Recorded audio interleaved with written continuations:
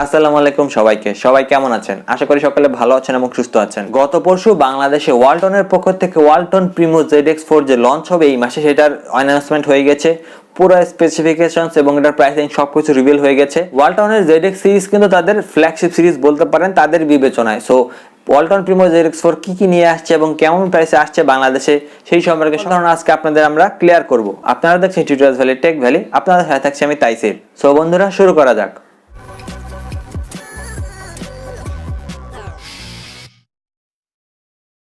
মূল ভিডিওটি শুরু করার আগে আপনারা যদি আমাদের চ্যানেল নতুন হয়ে থাকেন তবে এখনই সাবস্ক্রাইব করে নিন এবং পাশে থাকা বেল আইকনটি বাজিয়ে অল করে দিন। এতে করে আমাদের চ্যানেলের সকল নোটিফিকেশন আপনাদের মোবাইলে পৌঁছে যাবে। আমরা প্রথমে প্রাইসিংটা ক্লিয়ার করে নিই। ওয়ালটন প্রিমো ZX4 একটি মাত্র ভেরিয়েন্টটি লঞ্চ হবে 8128 এবং প্রাইস রাখা হয়েছে 27,000 বাংলাদেশি টাকা।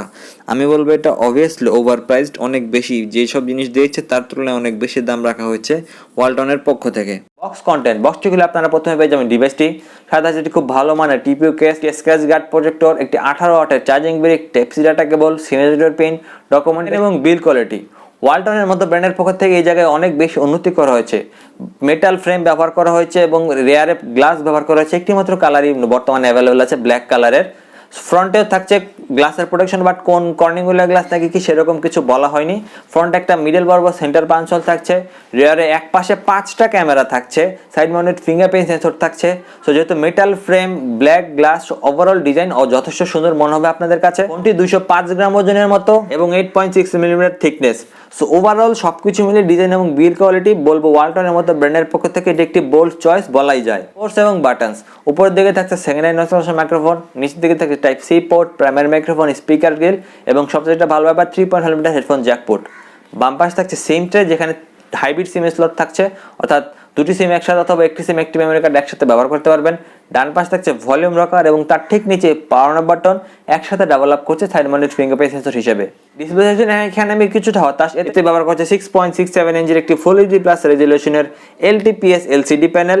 এর PPI 395, নরমাল ব্রাইটনেস 450 নিটস। এতে থাকছে নরমাল 60 হার্জ রিফ্রেশ রেট এবং 120 হার্জের টাচ স্যাম্পলিং রেট। এই জায়গায় আমি মনে হয় ওয়ালটনের অবশ্যই হায়ার রিফ্রেশ রেট ব্যবহার করা উচিত ছিল। প্ল্যাটফর্ম সেকশনে ব্যবহার করা হয়েছে out of the box Android 11 এবং স্টক অ্যান্ড্রয়েড ব্যবহার করা হয়েছে ওয়ালটনের পক্ষ থেকে।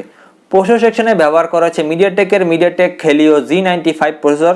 এটি একটি 12 ন্যানোমিটার আর্কিটেকচারের একটি প্রসেসর। এই CPU সেকশনে ব্যবহার করা হয়েছে Mali G76 MC4 octa-core CPU ব্যবহার করা হয়েছে 2টি core 2.05 GHz clock Cortex A76 core, বাকি 6টি core 2.0 GHz clock Cortex A55 core. এই বাজেট সেগমেন্টে লঞ্চ হচ্ছে যদি দলীয় 28,000 টাকা, অসাধারণ ওভারপ্রাইসড বলা যায় বিশেষ করে প্রসেসরটার জন্য। এই প্রসেসরে আমরা Realme 8 পাই, সেটা কিন্তু পাচ্ছি মাত্র 22,000 টাকায় বাংলাদেশে অফিসিয়ালি। সো ওইরকম প্রাইস সেগমেন্টের জন্য এই চিপসেটটি ঠিক আছে, বাট পারফরমেন্স দিতে কোনো রকম কমতি পাবেন না, উড়াধুরা গেমিং করতে পারবেন, বাট অবশ্যই 28,000 টাকা প্রাইস পয়েন্টের মতো পারফরমেন্স এটি করবে না। মেমোরি ভেরিয়েন্ট আগে বলছি হাইব্রিড সিম স্লট থাকছে, এখানে অবশ্যই আমি আশা করছিলাম ডেডিকেটেড মাইক্রোএসডি অপশন থাকছে। এছাড়া 8GB LPDDR4X RAM type, 128GB UFS 2.1 storage type থাকছে। এই জায়গায় ডিসেন্ট আছে।